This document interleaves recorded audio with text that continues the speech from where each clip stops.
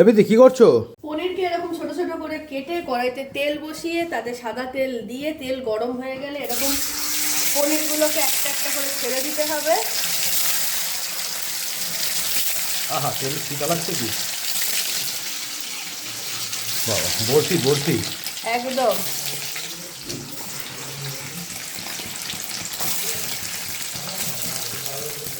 আর পনিরটাকে খুব shallow fry করে নেবো।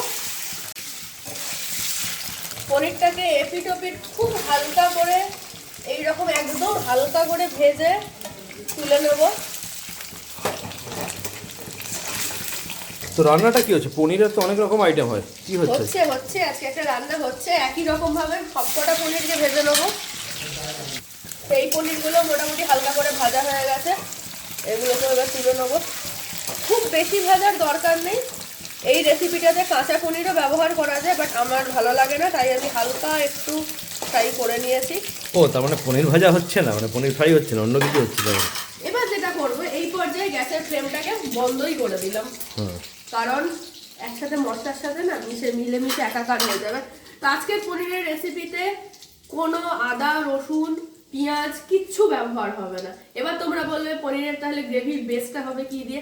আজকে পনিরের গ্রেভির বেস আসা দেখাচ্ছি। এরকম একটা মিক্সিং জার, তাতে দিয়ে দেবো সামান্য টক দই, আর একটু দিই। মিক্সিং জারে নিয়ে নিয়েছি সামান্য টক দই। এটা কি? এখানে আছে পোস্ত। পোস্ত, আচ্ছা। তো 1 চামচ মতো পোস্ত দিয়ে দিয়েছি। যেহেতু আমার কাছে কাজু এখন নেই এই মুহূর্তে, তাই আমি 4 মগজ দিচ্ছি। এই যে বাবা, 2 চামচ মতো 4 মগজ, আর সামান্য সাদা সর্ষে, এটাই কিন্তু ফ্লেভারটাকে এনহ্যান্স করবে। এই যে 1 চামচ মতো সাদা সর্ষে, আর দেবো এর সাথে অনেকগুলো কাঁচা লঙ্কা। লঙ্কা 3 6 না 5টাই দিই, না 4টে দিই, বেশি ঝাল দেবো না, আমি নিজে খেতে পারবো না। তারপরে 4টে কাঁচা লঙ্কা। এবার মিক্সিং জার বন্ধ।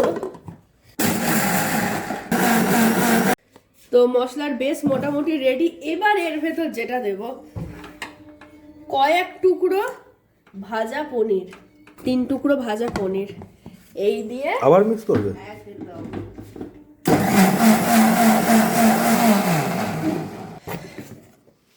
তো এই যে একদম পুরো থিক রিচ বেস আমাদের তৈরি।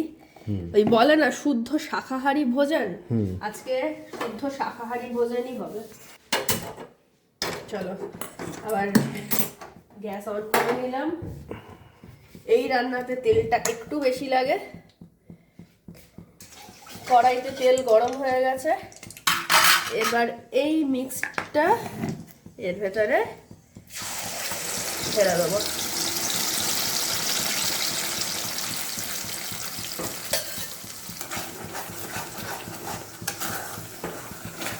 এবার খুব সুন্দর করে এটাকে কষাবো। হলুদ দেবো এর ভেতরে,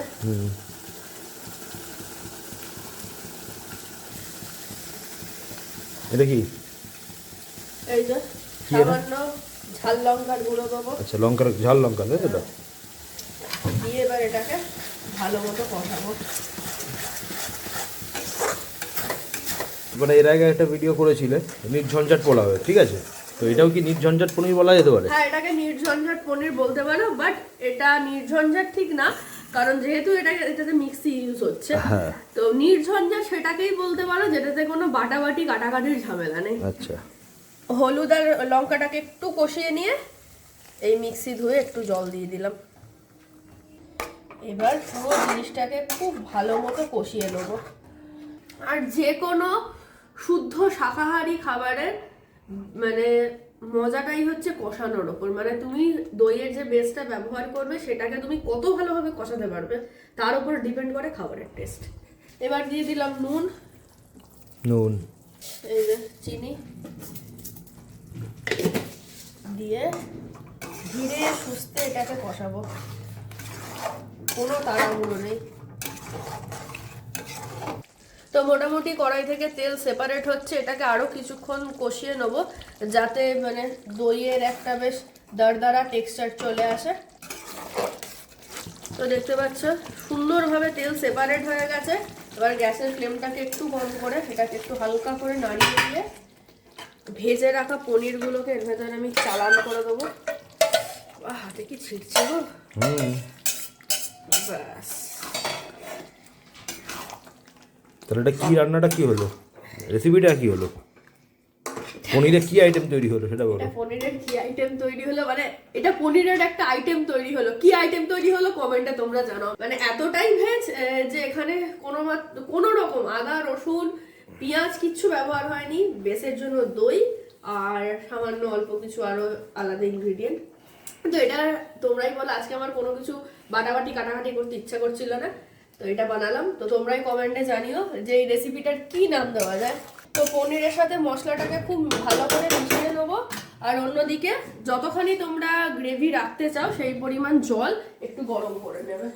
জল গরম হয়ে গেছে রিকোয়ার্ড গ্রেভির মতো, আমি এখানে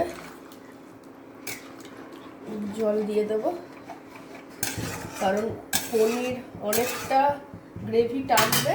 এর সাথেই আমি দিয়ে দেবো এরকমভাবে কাঁচা লঙ্কাগুলোকে এরকমভাবে স্লিট করে করে দিয়ে দেবো। একটা গোটাই দিয়ে দিলাম, বেশি ঝালের দরকার নেই। এবার এটাকে একটু ঢাকা দিয়ে দেবো, এরকম একটা থালা দিয়ে এবার পুরো জিনিসটাকে একটু ঢাকা দিয়ে দেবো। বাস। তো হাই ফ্লেমে এটাকে অনেকক্ষণ গরম করে নিলাম, এই যে চারদিক দিয়ে ধোঁয়া বেরোচ্ছে। গ্যাস কমিয়ে আর ঢাকনাটা তুলে দেখবো। বাহ, দারুণ। এবার লাস্ট যেটা দেবো সেটা হচ্ছে কাসুরি মেথি। আবারও আমি গরম মশলাটা অ্যাভয়েড করলাম। অসাধারণ গন্ধ বেরোচ্ছে। গ্যাস বন্ধ। এবার এটাকে একটা বাটিতে ট্রান্সফার করে নিই। দেখতেই পাচ্ছ কতটা রিচ গ্রেভি হয়েছে। ও ডিলিশিয়াস। তো তৈরি হয়ে গেছে একটা ভেজ পনিরের রেসিপি। তো তোমাদের কেমন লাগলো অবশ্যই কমেন্ট করে জানিও, আর এই রেসিপিটার কি নাম দেওয়া যায় সেটা অবশ্যই কমেন্ট করে জানিও। So see you in the next video, till that bye by.